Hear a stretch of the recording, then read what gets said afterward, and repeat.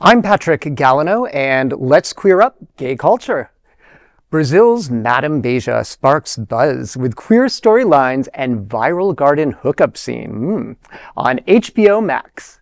A Brazilian period drama is quickly becoming a talking point among LGBTQ viewers online. The HBO Max series, Madam Beja, which premiered last month, is gaining attention for its queer storylines and a steamy garden set encounter that recently went viral. The telenovela reimagines the 1986 series Dona Beija, based on the real-life story of Ana Jacinta de São José. In the series, Ana, played by Grazi Massafera, is kidnapped by a royal court officer and held for more than 2 years.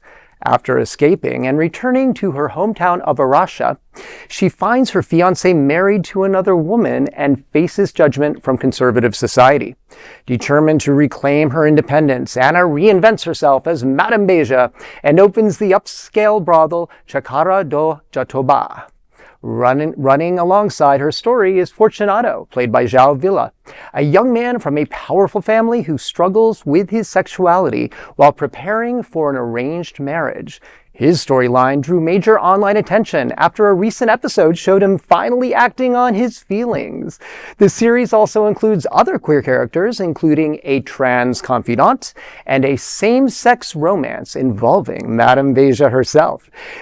The USA audience can watch the series on HBO Max. Well, I'll tell you what, I'm exhausted just reading that. I dated a Brazilian from Rio de Janeiro for 2 years, and that sounds about like my 2 years right there. When it's good, it's good. When it's horrible, it's wacky. And the drama, you are never bored with Brazilian culture, I'll tell you. If you're Brazilian and watching this, we weren't talking about you, just your friend. Yes, yes. It's interesting, HBO has heated rivalry is on HBO. Mm-hmm. We just had a rather gay storyline on the other show. I just lost the name of it. That's playing right now. Now we have this, but they're going through this merger now with Paramount, which is a close friend to the administration. So you wonder if HBO Max is HBO itself is going to continue these queer themed stories, especially where they have to get approval for this for the merger. So there's it's interesting that literally HBO has surpassed Netflix and everybody else of heated rivalry alone is a international sensation right now. So it's interesting that this is at a time when they're going through this merger with a parent buying, the Skydance and the Ellison family is very close to the Trump administration. Well, I really hope that they stick to their deep roots of being progressive, positive, and to be honest, even looking at our story about Pixar earlier, this content on HBO Max is far more engaging. Absolutely. And it's so well done. I was engaged. They would lose money if they were to reverse course. So I agree with you 100%, Patrick.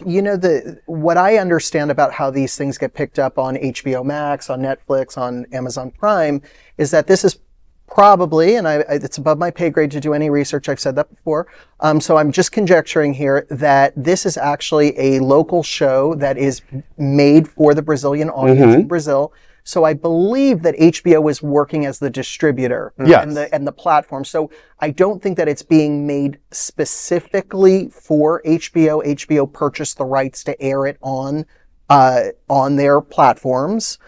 So I have a feeling that even if HBO decided that they were no longer going to be woke, as the MAGA Republicans like to call it, perhaps it would have another distributor and you could catch it somewhere else. Because I believe in Brazil they have a more, it's a deeply Catholic country, nothing wrong with, being a Catholic, but it's a little bit more conservative, although from the many Brazilian people that I have known and loved in my life, you know who you are.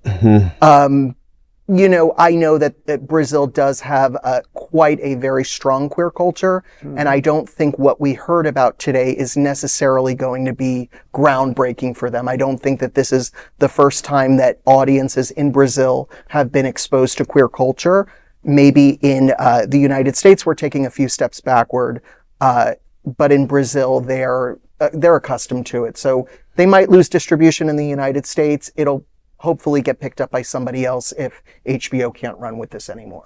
Yeah, I mean, the content providers, it'll be Paramount, HBO, which will be, then Netflix has also drastically cut back on their LGBTQ programming. I mean, they just canceled that military story that was Boots was the one that it one season only, and it was very popular. It had a lot of talked about it at the table here. Yeah, and then the other platform is Disney. So you look across, like, for American audiences, where are those storylines going to be told?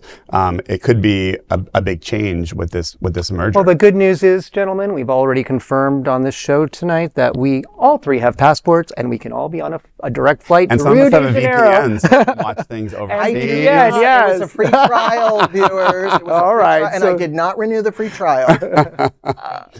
Well, there is no other queer nonprofit media platform like this in the entire world. Support our LGBTQ stories by sharing them and subscribing to Queer News Tonight.